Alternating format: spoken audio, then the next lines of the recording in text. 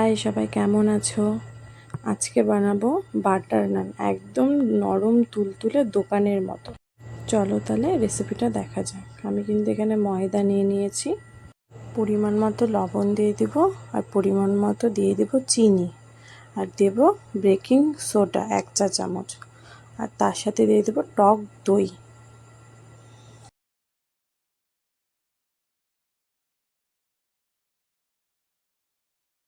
আর অল্প দিয়ে দেব সাদা তেল। এবার এটাকে ভালো করে শুকনো উপকরণগুলো ভালো করে মিশিয়ে নিতে হবে।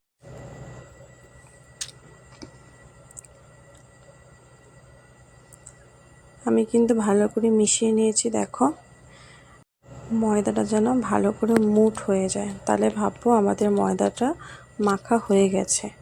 তারপরে অল্প অল্প জল দিয়ে ভালো করে ময়দাটা মেখে নিতে হবে।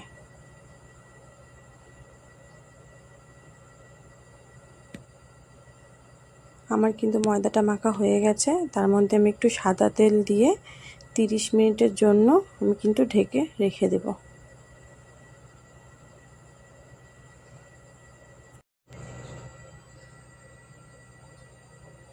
আমার কিন্তু 30 মিনিট হয়ে গেছে। দেখো, ময়দাটা কিন্তু একটু ফুলে গেছে। এবার আমি এটাকে লেচি করে নেব। আমার কিন্তু 6টা লেচি হয়েছে। যে যেরকম ময়দা নেবে সে সেরকম লেচিটা কেটে নেবে। এখন আমি নানটা বেলে নেব। নানটা কিন্তু বেশি পাতলা করা যাবে না, একটু মোটা করে বেলতে হবে। আর আমি এখানে কিন্তু ছোট নান করেছি।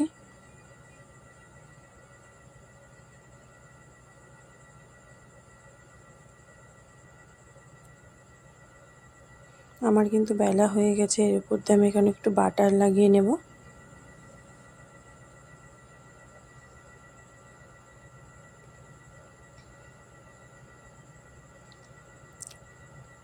তার উপরে দিয়ে দেবো একটু কালো জিরে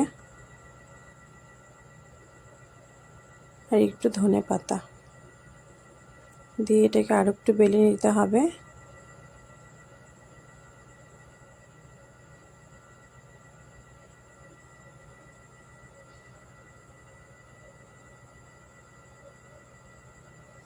এবার আমি এক এক করে সব নানগুলো বেলে নেব। দেখো, আমার কিন্তু বেলা হয়ে গেছে। এবারে আমি নানগুলো ভেজে নেব। আমি কিন্তু তাওয়া বসিয়ে দিয়েছি। তাওয়া কিন্তু গরম হয়ে গেছে। আর নানটার পেছনে কিন্তু অবশ্যই একটু জল লাগিয়ে নিতে হবে।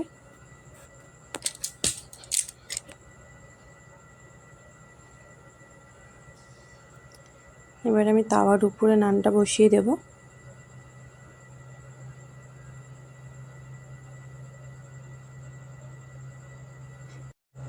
দু মিনিটের মতো নানটা ঢেকে রেখে দেব। দেখো, এবার ঢাকনা উঠিয়ে দেখছি নানটা কিন্তু আমার ফুলে গেছে। এবার তাওয়াটা উল্টো করে নানটাকে অপর সাইডে ছেঁকে নেব।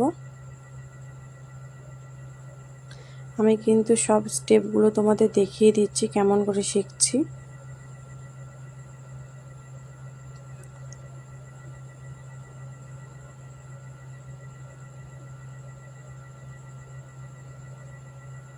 দেখো, নান কিন্তু তৈরি হয়ে গেছে একেবারে দোকানের মতো।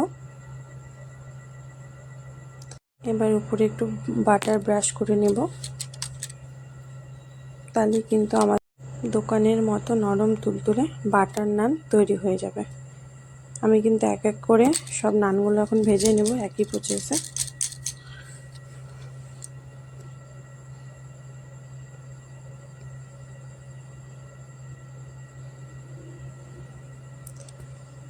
আমার কিন্তু ভাজা কমপ্লিট হয়ে গেছে। দেখো,